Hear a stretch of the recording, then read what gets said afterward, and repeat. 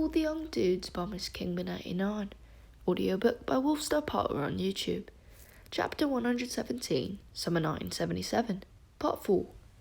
The rest of the week in Cornwall passed in complete bliss as far as Remus and Sirius were concerned. They spent long hot days on the beach and hillsides, wandering through quaint little villages, exploring caves, and getting tipsy in pub gardens. They dined exclusively on pasties, fish and chips, and ice cream, and at night, oh, the nights were the best of all. During the day, if the others were around, they would toss a ball back and forth across the sand, or Remus would consent to paddle in the sea a little, jeans rolled up and a long-sleeved shirt still firmly on.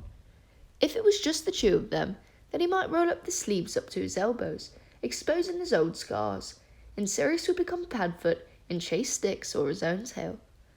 And they often got to be alone, because everyone else seemed to want to keep sneaking off. Lily and James were the worst. When they weren't bickering, they were snogging, gratuitously and at length. "You're supposed to be prefects," Mary yelled at them after the third night, finding them practically horizontal in front of the campfire. "Oh, as if I haven't caught you 100 times on my rounds," Lily laughed, getting up and straightening her clothes nonetheless. "And you, Black, so you can stop leering." "What?" Sirius blinked innocently. He was carrying back the bowl of washing up from the shower block. Remus had been pretty amazed by that. Sirius had volunteered to do the dishes every night so far. "I quite like doing it the Muggle way," he confided secretively. "Mother used to make us do the house elves' work as a punishment sometimes, but I just found it relaxing, to be honest." "Don't draw me into your sordid escapades," Sirius was saying, prudishly, setting down the tub. "I've been a perfect gentleman all holiday." "I'm not convinced you haven't been sneaking off with some Muggle girl in the village," Marlene said. She was lying stretched out on a towel in her underwear, sunbathing. Her body was very long and very pale. "How dare you!" Sirius flicked her with the damp tea towel, making a yelp and crease up. "I've been tucked up in bed early every night, haven't I, Mooney?" Remus choked on the crackers he'd been nibbling on, and had to be slapped on the back by James a few times before he recovered. "You'll pay for that later, Black," he glared at Sirius, eyes watering. Once James had calmed down about the Lily Evans event, as Sirius had been calling it behind his back, enough to think straight, he'd been surprised that Sirius and Remus were now sharing a tent, and suspicious for all the wrong reasons. "You're not going to start fighting again, you two? You know you only wind each other up in close proximity." "Right you are, Prongs," Sirius said, brightly. "You bunk in with Mooney, and I'll share with Evans." That put an end to that line of questioning, but not to James's sudden overprotectiveness of Remus.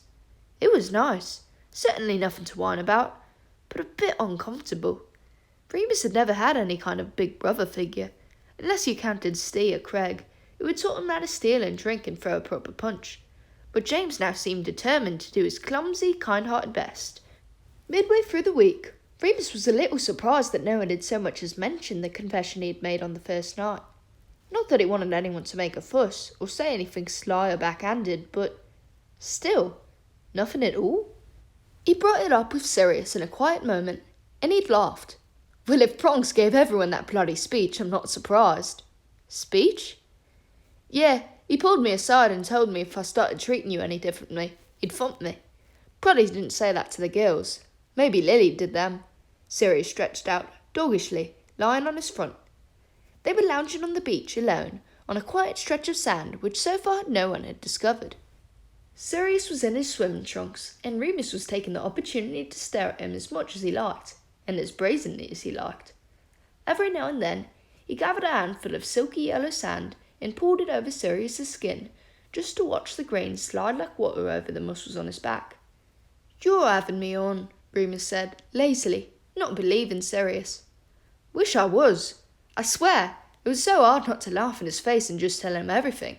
He rode over, brushing the sand away carelessly. "I'm going to have to go and wash off in a minute, if you keep doing that." "That's the idea," Remus smirked. Sirius in the sea was his new favourite thing to look at. Remus still didn't really believe him, until the very last day of the holiday.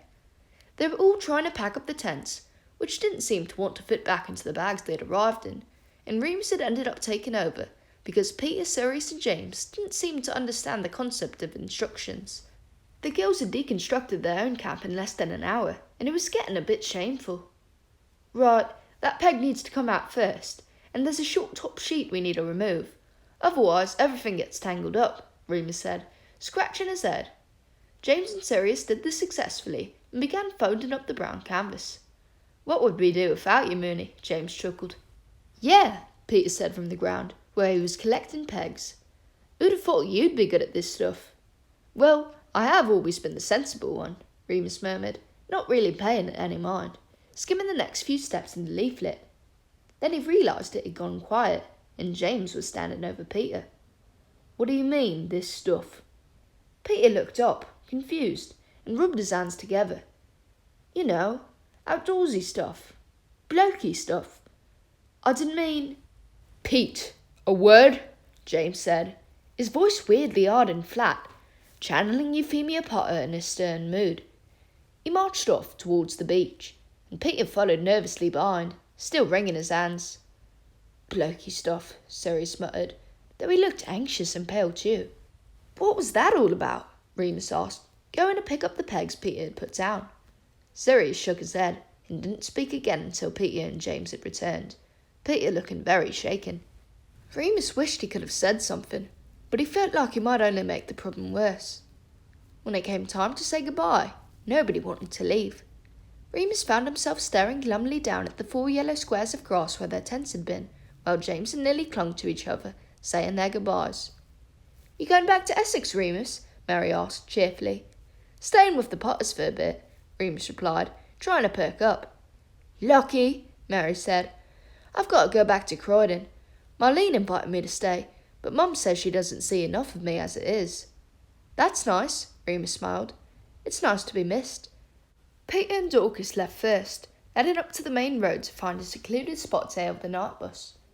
Remus waved them off, and everything seemed fine, but that might have just been James's presence. The girls apparated, once Lily finally let go of James, promising to visit before the summer was over, promising to write, and making James promise to telephone. She hugged Remus, and then, perhaps in just a moment of blind happiness, Sirius too. James, Remus and Sirius apparated back to the Potters with somewhat more success than the first time. Remus ended up in the back garden somehow, Sirius somewhere in the village, but Mrs. Potter was thrilled to see them all the same, and decided they needed some proper food at once. Should we get in touch with the home for you, Remus? Mrs. Potter asked, casually over dinner. You're not pulling another vanishing act, are you? Can't have the Muggle police called again. Oh, no, Remus stammered over his boiled potatoes. What could he say to stop them asking? What would buy him a bit more time? Sirius kicked him underneath the table and gave him a look. Go on, Mooney, it said. Tell the truth. Remus looked at Mr. Potter. Actually, now I'm 17, there isn't a place for me at St. Edmund's. Oh, good, Mrs. Potter smiled benignly. We've got you all summer then. Wonderful. As easy as that. I told you, Sirius whispered as he slid into Remus's bed after midnight. The Potters love taking in strays. Should you be here? Remus whispered back, anxiously. What about James? Snoring his head off, I could hear him through the wall. Remus didn't press it further. After all, he wanted Sirius there. It felt funny, lying alone in a big double bed after a week spent squished up in a tent. Having another body close by was comforting. Having Sirius's body close by was even better. Well done for telling them, Sirius said, quietly, holding Remus's hand under the covers. He did that often, and only in bed, in the dark. Remus didn't mind. Yeah, I'm just telling everyone everything this week, Remus laughed. Nothing wrong with asking for help, Mooney. People like helping their friends. I know. Remus kissed the top of Sirius's head, one of the many privileges now permitted to him. Sirius liked to sleep hidden under the covers, like a hibernating creature. It made him seem smaller than he was, and made Remus feel protective. Another thing that it was okay to feel now. Sirius? That thing Wormtail said, did it really upset you? He felt Sirius tense against him, and instantly wished he hadn't brought it up. He tried to cover his tracks. Just, you know, Pete, he's a bit of an idiot sometimes, but he's just thick, not spiteful. He'll get used to it. Get used to me. Next time he needs his homework done, it won't matter. I've heard stuff like that before, that's all, Sirius said, very low, so that Remus, who usually had perfect hearing, better than perfect, had to listen closely. About being a man, you know, that sort of thing. From your mother? Sirius didn't speak, but his head moved slightly, and Remus took it for a nod. We aren't talking about mothers, Remus had to remind himself. He just squeezed Sirius's hand and said the only thing he could think of. Well then, you know it was all bollocks. Saturday, 30th July 1977. James Potter was not as clever as Remus had given him credit for. They had been back from Cornwall for a fortnight. James telephoned Lily from the phone box at the end of the road exactly 14 times. And exactly 14 times, Remus had to accompany James to the phone box, put the coins in the slot, dial the number for him, and show him how to hang up at the end. The phone calls lasted about an hour, usually, leaving Sirius and Remus to sit outside on a brick wall, smoking. Occasionally they walked up and down the high street, but mostly just waited for James to finish. Bloody idiot, Remus sighed, as he exited the booth the 14th time. How hard is it to remember a few simple steps? You did Muggle studies, didn't they explain this stuff? Oh, he just gets too excited to remember anything, Sirius laughed. Have some sympathy for the lovesick fool. No, I will be joyless and miserable forever, Remus grumbled, fumbling with his cigarette lighter. Oh good, I love it when you're all dark and moody. Fuck off. Oh yeah. Now call me a stupid prat, that really gets me going, Sirius teased, cigarette between his teeth, embers glowing in his eyes. Remus shoved him so that he stumbled off the wall, laughing. You are being a stupid prat. Only for you, Sirius stubbed out his cigarette. There was a low, dark rumbling in the far distance, and Sirius's whole face lit up. He grabbed Remus's arm. Look, here it comes, right on time. Remus rolled his eyes. Sirius had another reason to indulge James. Every evening, while they waited for the lovebirds to finish their phone call, a miraculous thing happened. In Sirius's eyes, anyway. A motorbike drove through the village. Probably some aging hippie on his way home from his boring commuter job, Remus thought petulantly.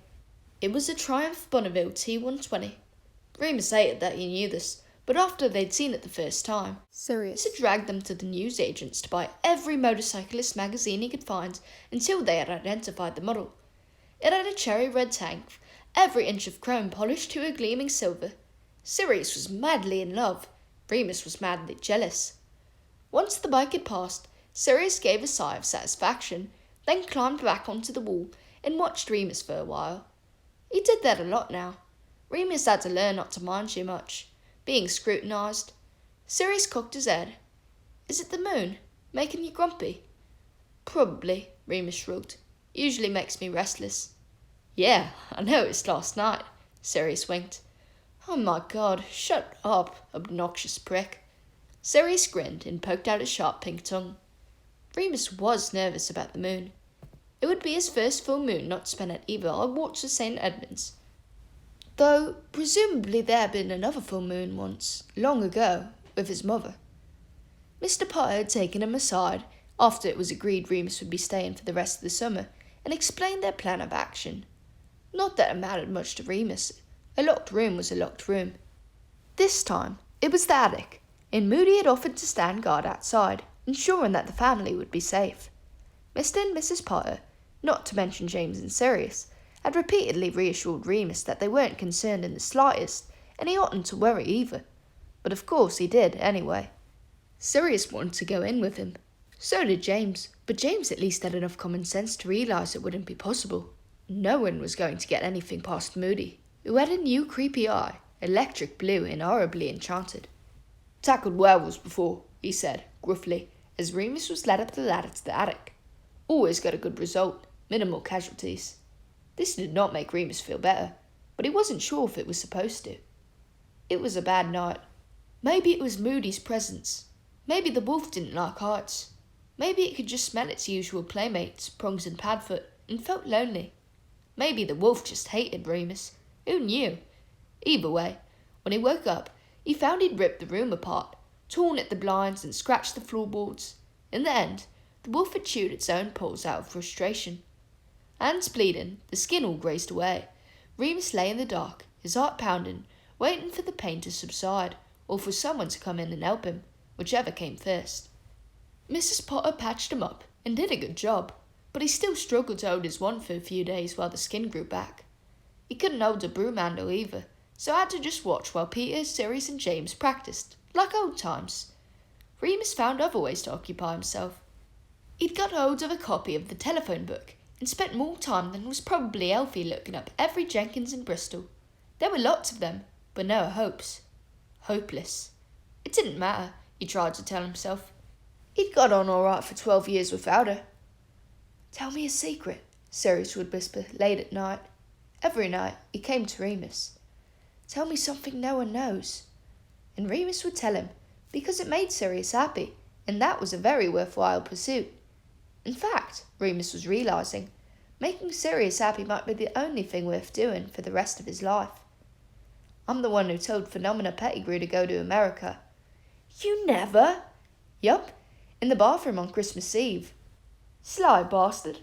How'd you get girls falling all over each other to talk to you, eh? What's your secret? Maybe they trust me because they know I'm not trying to get off of them.